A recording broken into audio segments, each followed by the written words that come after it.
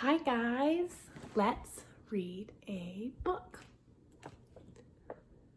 The Popcorn Dragon, written by Jane Thayer, illustrated by Lisa McHugh. Look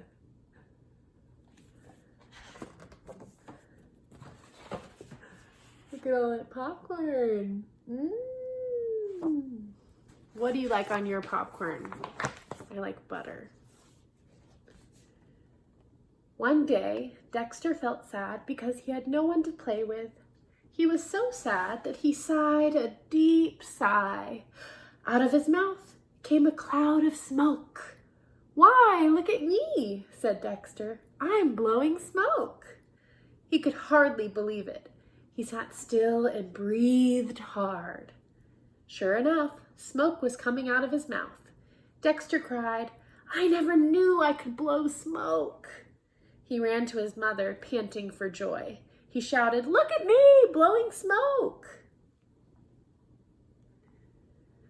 He ran to the edge of the river where he could see himself in the water. He said, "Just look at that smoke." He thought, "I'm going to show the other animals how I can blow smoke."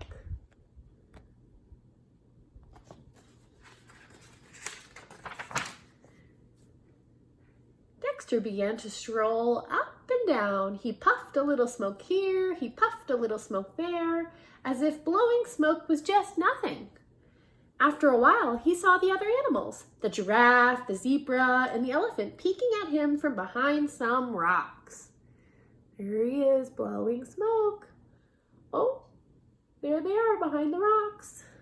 The giraffe, the zebra, and the elephant all came out and watched Dexter blow smoke. Their eyes nearly popped out of their heads. Dexter blew smoke till he looked like a bonfire. Pretty soon, the giraffe slipped quietly away and hid behind a rock. He said, "Woof," trying to blow smoke like Dexter, but he couldn't do it. Then the zebra ran off and disappeared over a hill. He said, "Woof, woof," trying to blow smoke like Dexter, but he couldn't do it. Finally, the elephant said, "Goodbye, I have to go." He trotted into the woods and went, "Broo, broo, broo," trying to blow smoke like Dexter, but he couldn't. So he said, "Pooh, who wants to blow smoke?" He seemed a little upset he can't blow smoke like Dexter. They all came back and watched Dexter out of the corner of their eyes to see how he blew smoke. Dexter was delighted.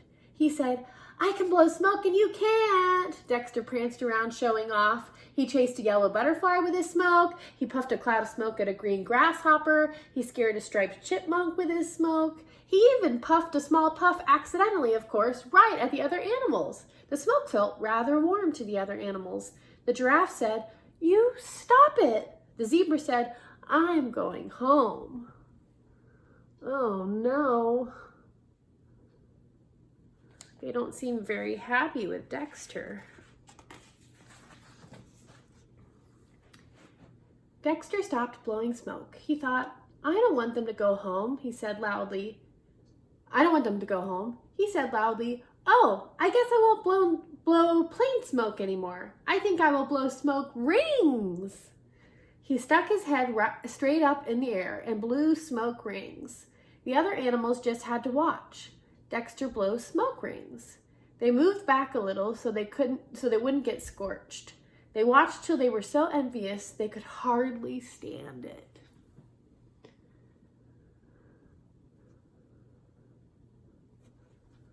Oh, the zebra doesn't look very happy.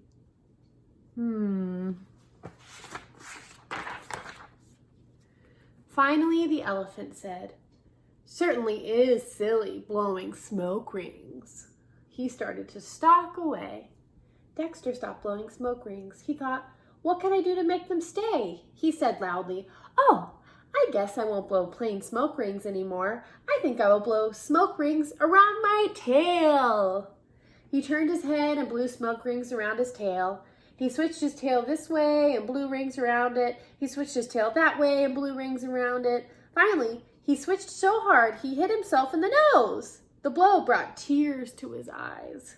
Dexter blinked quickly and said, "See, I can even hit myself in the nose." Ouch. The animals were so envious, not knowing how Dexter's nose hurt, that they couldn't bear to watch one more minute. The zebra said, "That Dexter is always showing off."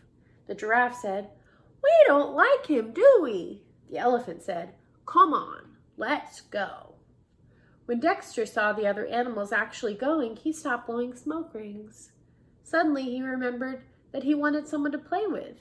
He called out hopefully, "Want me to come with you?" The giraffe said no, they didn't. Uh-oh. Dexter watched them go. Then he went home and said to his mother in a forlorn voice, "I haven't got anything to do." His mother said, "Blow some smoke." "I don't feel like it," said Dexter. His mother said, "Go play with the other animals." "They won't play with me," said Dexter. "Then he must have been showing off," his mother said. What do you guys think? Do you think Dexter was showing off? Dexter wandered down the road to where the other animals were playing. He did wish he could play too. He sat down to watch. The zebra shouted, "We don't like you. Go away." That's not nice, zebra.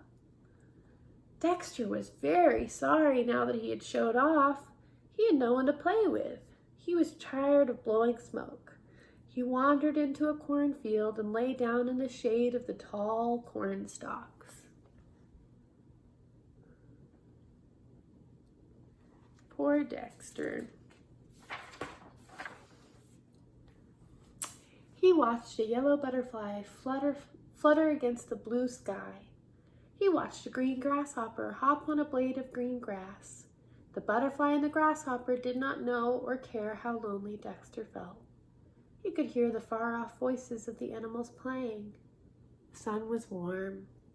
The sound of insects and the far-off voices began to make Dexter drowsy. His eyes closed. He fell asleep. There's the butterfly, the grasshopper, and a lonely Dexter.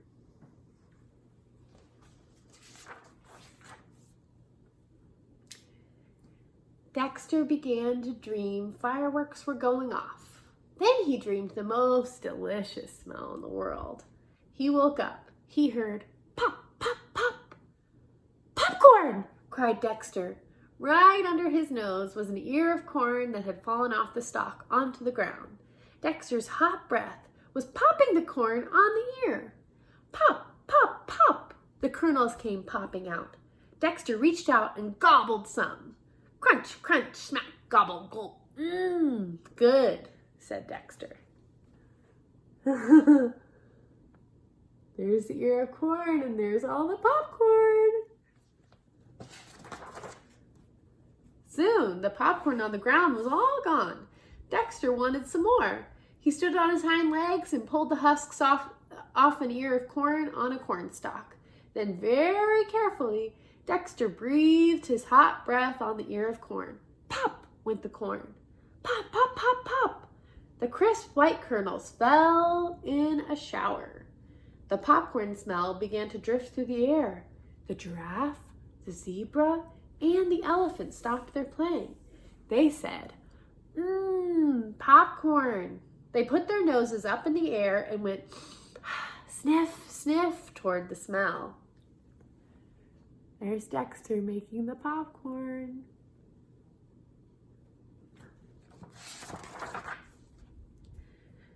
When Dexter looked up from his crunching, they were peeking around the corn stalks. Dexter swallowed the popcorn. He said quickly, "Have some?" The giraffe, the zebra, and the elephant cried, "But you've eaten it all up." Dexter said, "I'll pop more."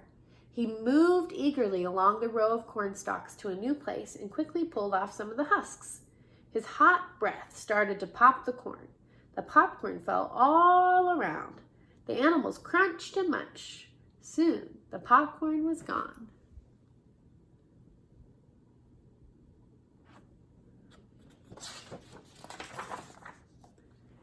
Dexter said quickly, for fear they would go away, "I'll pop some more if you want." The animals looked at each other. The giraffe said, "That Dexter is very nice when he doesn't show off." The zebra said, "Let's ask him to play with us." The elephant said to Dexter, "Want to play with us, Dexter?" Dexter cried, "Okay." He was so delighted that before he knew it, he breathed a little hard and out came a cloud of smoke. But Dexter quickly turned his head to one side. "Oh, excuse me, please," he said politely. And when they had played until they were hungry, Dexter popped popcorn for everyone.